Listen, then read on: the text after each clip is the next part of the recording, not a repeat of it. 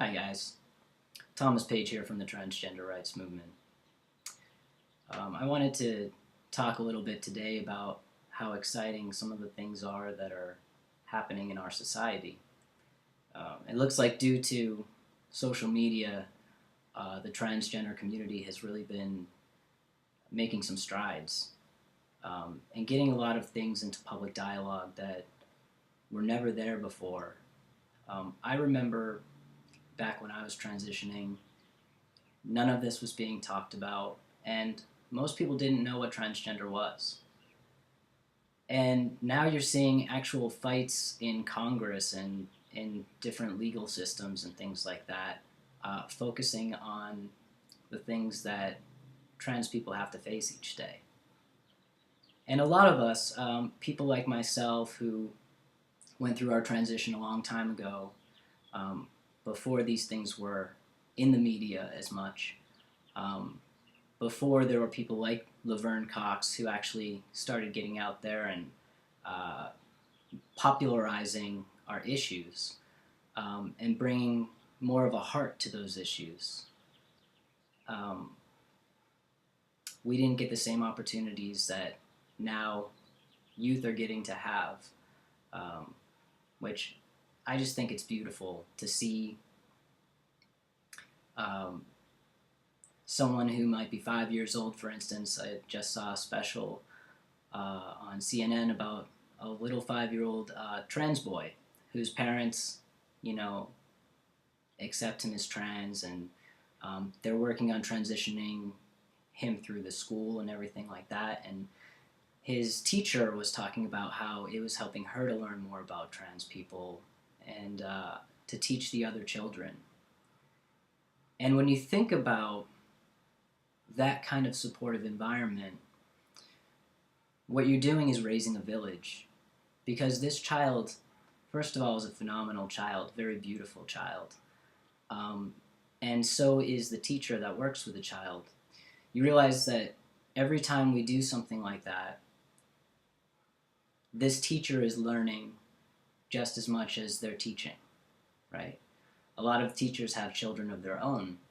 So what they're going to end up doing is seeing this beautiful child in front of them in a school system, seeing kids pick on them, standing up for them, educating their peers as other teachers, to stand up for the child.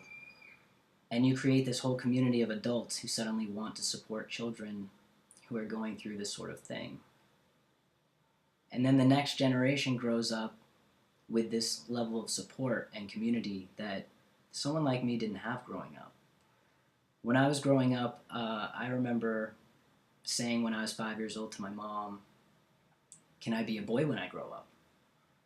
And her reaction to it was, back in that day, any mother's reaction who didn't have an understanding of what transgender was, which was, of course not. And she was like taken aback by the question. And growing up in a very very conservative farm town community that I did, I shut my mouth from that point on. And I went through all those things that they talk about young people going through, the thoughts of self-harm, the thoughts of not fitting in, feeling like you don't have a place, like you're ugly, like there's something wrong with you, not really knowing what you are, not having any kind of a support system about that. So it's wonderful that we're starting to see that shift happen right now. And whenever you see these kinds of shifts happening, you're going to see a resistance to that shift. And the resistance comes from a place of ignorance always. The thing is that in this situation, there are two types of ignorance, right? There is the one simple type of ignorance, which comes from places like my community growing up, where people just didn't know what I was. They didn't know who I was. They didn't understand. So, because of the lack of education around the issue, they didn't know how to treat me. They didn't know how to give me what I needed as a person, as a human being. And this group of people can very easily be talked to. And a lot of them are actually thirsty for an understanding, because part of being a human being is this complex mind that we have, and most of us like to challenge our mind to learn things. So when you sit down with someone and you educate them about what a trans person is and how they feel and what some of the biological issues are surrounding that and things like that, you start to see people's eyes open, and suddenly they realize that you're just like them. It's just if you can explain it in such a way that it makes sense to them, there's no longer an ignorance there. Suddenly you have an ally. And actually that's how we move forward as a community, is forging these alliances with the media, with politicians, with allies, with our own community members, our own LGBT community members even. So that's the simple type of ignorance. That's the one that we can really sit down and have a talk about. The more complex type of ignorance that we're going to encounter as we move forward with these types of things is this outright hatred that's going to be directed toward our community. We're going to be blamed for all kinds of things. People are going to come up with all kinds of scientific ideas that are false. I luckily am, part of my history in education is as a social statistician, so people like myself can come out and also debunk some of the numbers or other things that people might come up with in the near future. I'm expecting that to happen, but we can again have that debate on an analytical and an educational level. And what I see in our community, especially through social media and things like that, is now that we have free reign to express ourselves, there's a lot of expression that's happening that's not coming from a loving place. And this is the responsibility that I hope that we can as a community take on. If we want to be a real social movement, there are two ways to do it. You can take the route of Martin Luther King, and you can spend your time educating, resisting, and being loving. The great thing about King was that he insisted on nonviolence. And violence is not just taking your hand and hitting someone with it. Violence is also in your speech and in the way that you conduct your life. Violence can be very pervasive, and it can be very present, and it can be very pervasive and be very subtle. So when we're looking for acceptance from others, we need to remember first that we need to accept ourselves and one another for whoever we are. And then we need to accept those that may not want to accept us. What you start to see over time is that people move from a hateful space into a space of not really hating, but not wanting anything to do with it, not wanting to be educated about it. And then if you persist in love and kindness, people can move from that space into a space of wanting to have a conversation about it. And once you get to the point with someone where they want to have a conversation about it, and not an argument, you've opened the door for people to be accepting and to become allies. I'll give you an example from my recent experience. Now that I've been running this organization, I've been really excited about, sharing what I'm doing with people and, really taking that on. And so I carry these business cards with me all the time. And when I think it's appropriate, this one right here, this has our logo on it and then info on the back, right? And I carry these around, and when I think it's appropriate, I hand them off to people and I say, check us out if you would like to. If you know somebody who might be needing some kind of services or community support or something, have them reach out to us. There's all kinds of places to reach out now. And so I was in this really excited mood. I was in the grocery store, which is up the street from myself. And there was a new young woman working there. And I had just been working on the website for about 12 hours straight, and I was really tired. And she said, "Wow, you look really tired." And I said, "Yes, I'm working on this new website for an organization that I'm running, and it's been a lot of work. And so I'm just here getting some cookies so I can take a break." And so we were chatting back and forth, and she said, "Well, what do you do?" And I said, "Oh, actually," and I pulled out my card and I went to hand it to her. And immediately her guard came up and she's like, "No, no, no, I can't take that." And I was like, "Oh, it's okay. I'm not trying to say anything about it one way or the other. This is just what I'm doing." And she said, "No, it's not." She said, "I don't have a problem with it. I just don't want to know anything about it. I just don't want anything to do with it."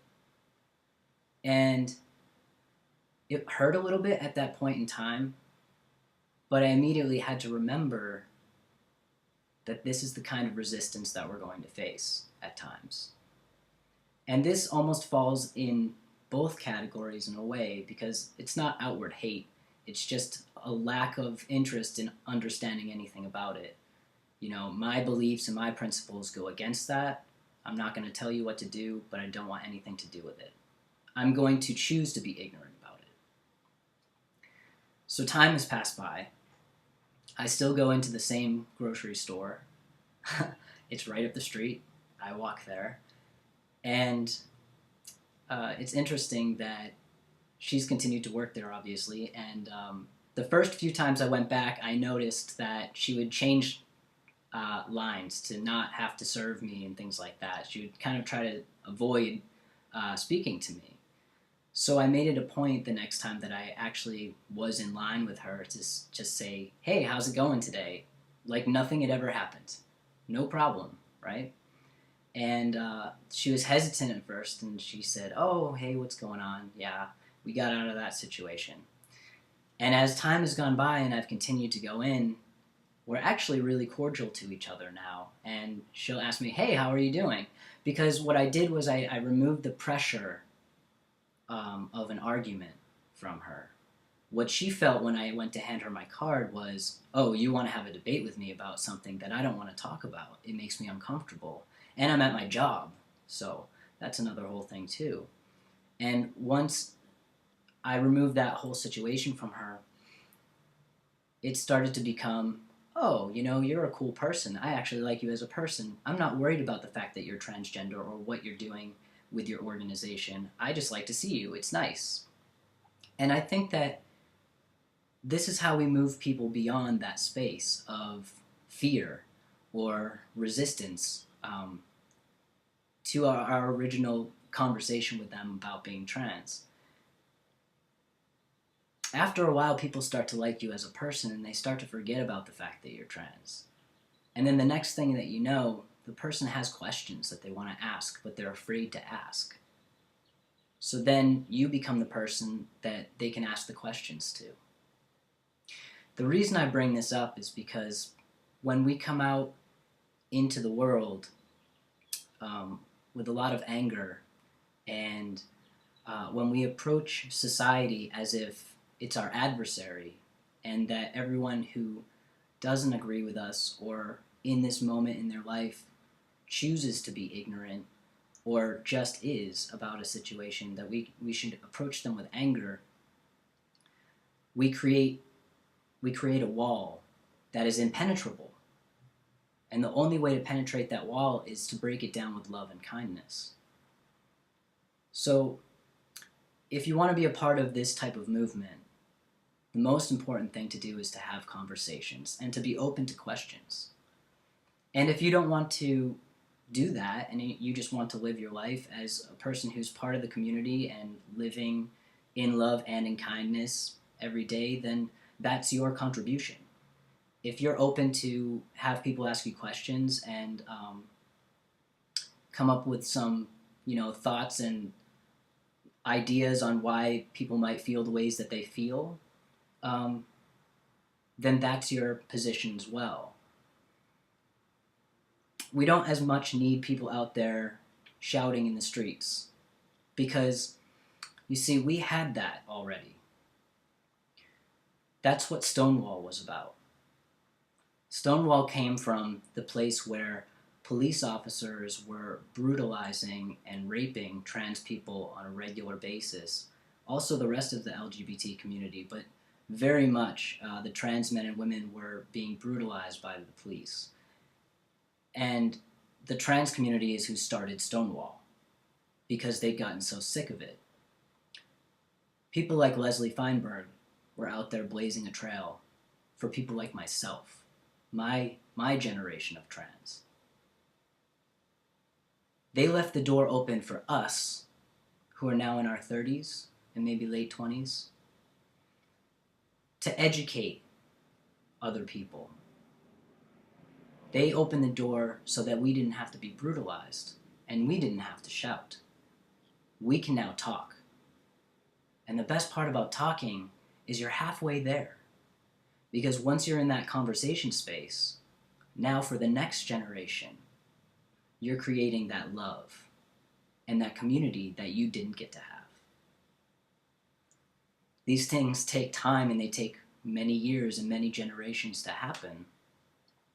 But look at what's happening now. The conversation about bathrooms, that wasn't going to happen 10 years ago, but it's happening now.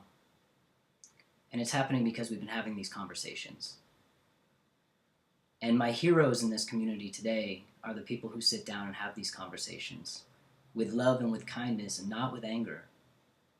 Anger will get you some laughs. It will get you some people to pump their fists behind you for a little while until they get tired. It will get other angry people to commiserate with you. But it won't get the message across. So what I ask my community is to focus on that love and that education and that conversation. Remove that anger.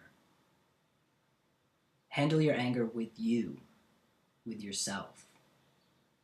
And realize that these feelings of inadequacy or sadness or whatever else is happening to you, these are things that you need to heal. And they can't be healed by being angry at another person.